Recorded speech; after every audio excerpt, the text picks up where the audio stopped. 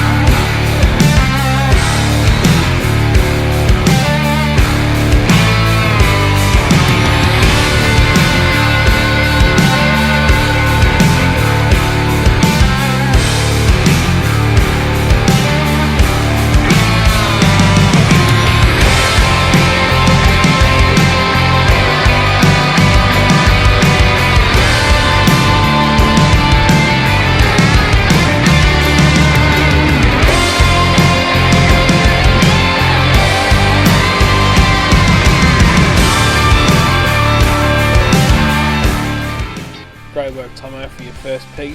Now we're just going to hang this pig up and Dave's going to bleed it. And then we're going to put him back in the coal room because we're going to cut him up in the day or so.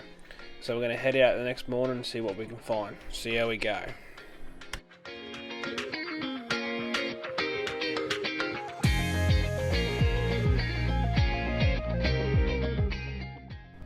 This boar was onto us. The dogs jumped the paddock before on top of a hill where he was. We saw him going through the paddock and down to the valley. And Big Dave, knowing the property like the back of his hand, he knew where he'd pop out. So we headed straight to there. You watch where Clint the Kelpie here. He's trying to find him. He knows something's going on.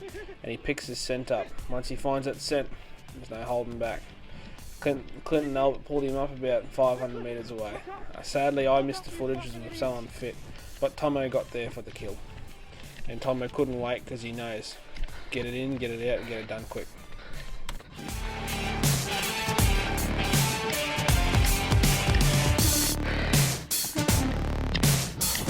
Yeah, they're right.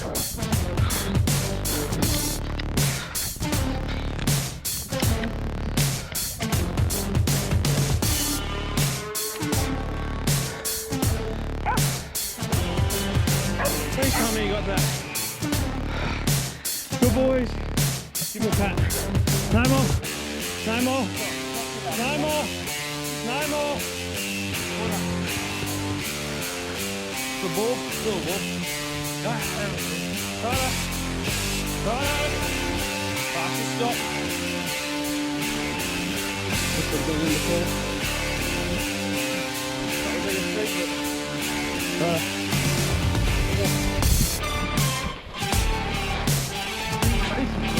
Yeah.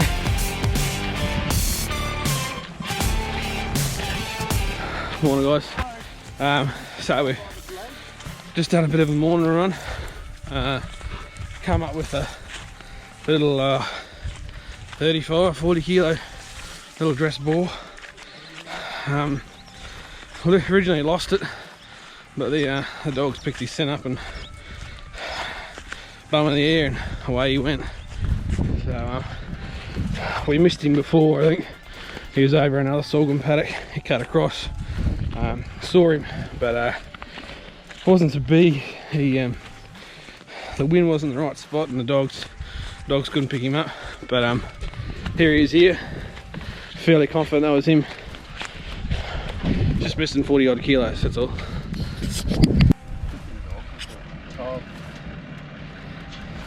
Right, Big Dave, what are you going to do now? Just going to hang him up here on the rack and bleed him out. Bleed him out, righto. Let's do it. Tomo's second big pig. I don't know if it's big, but it's good enough. Big by my standard. Good bit of fun. Nice early morning hunt. Righto. There's our suckling pig for the spit. Grab that leg. Straight on that. Ready? Where's the fucking cut? There it is, that one. Yep. Hey. Pretty hard with these dogs. Yeah. So Dave, you wash your hands. Yep. What kind of? Well, you got a little setup there where you wash your hands with soap and Sanitizer, soap and so all the gear. that's safe food accredited. Why have you got to do that? Big Dave, why you gotta do that? What, you catch anything from these things? Hygiene. Yeah. Are you just taking the jugular out, let it bleed now? A couple of diseases you can catch with wild pigs if not washing your hands. You can catch trichinosis, lepto, and brucellosis, which can be transferred to your dog. So make sure always after killing a pig, you wash your hands thoroughly and make sure you dry them. After that pig, we went home and had some breakfast, and we had a bit of a relax for a few hours. We waited for late afternoon, and we got on the bikes, and we headed out and checked the waters and checked the tree lines, see how we go.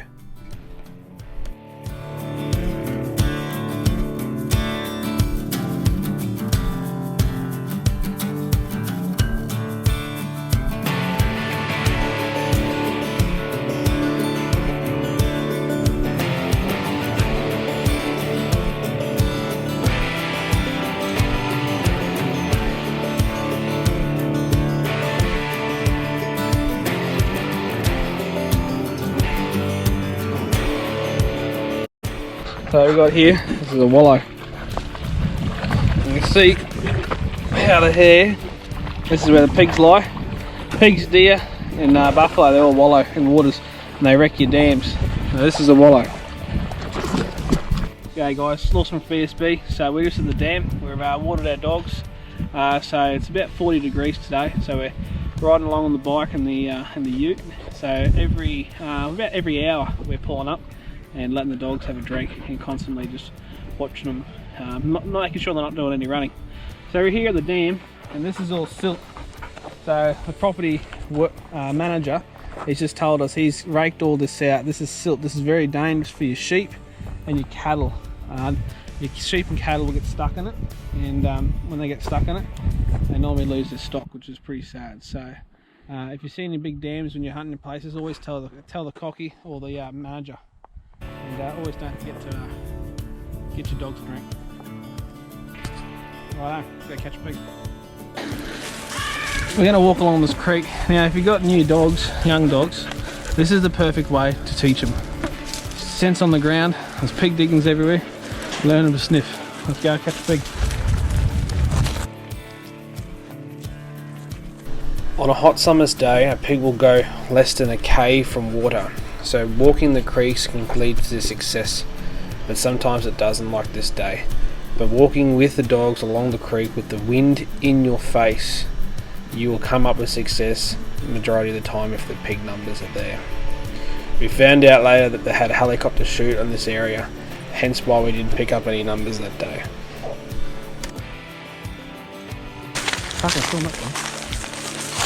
Hey, bud.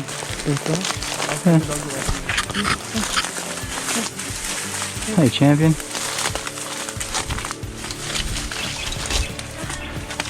Hey, bud. You're a good-looking little fella, aren't you? Have a good one, mate. Pigs tend to go only a K from water, so we find the best thing to do in the hot days is walk around the dams. Take your time, pull up at the dam if you're driving around with you, and take the time to walk through the long grass. You'll be surprised, sneaky boar or pig lying down in doggo on the grass. This pig we got coming off water, about a K off. He was just trotting back to his camp, and he just made the wrong decision. So there we go.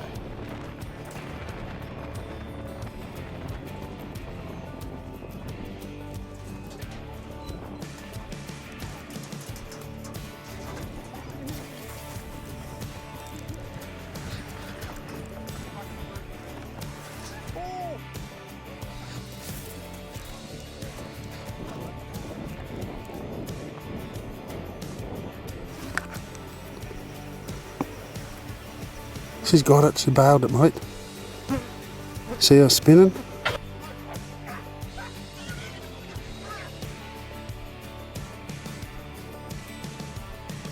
See ya! Talking. Ah, smoke! No more! Oh, no!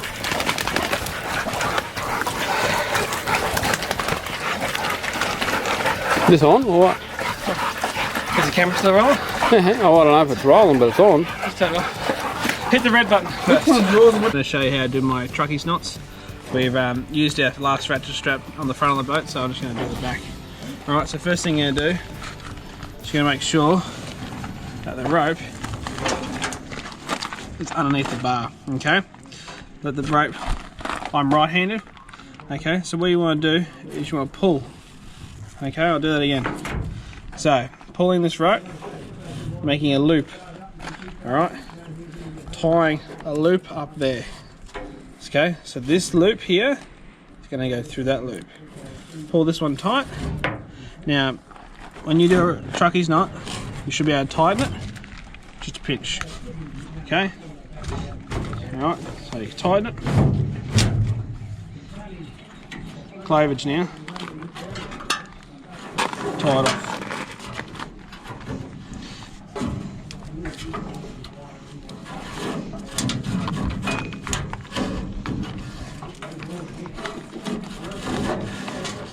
Alright, we've got a bit extra rope, so I'm just going to loop it around and they won't slip. You can lock these off and do it like that.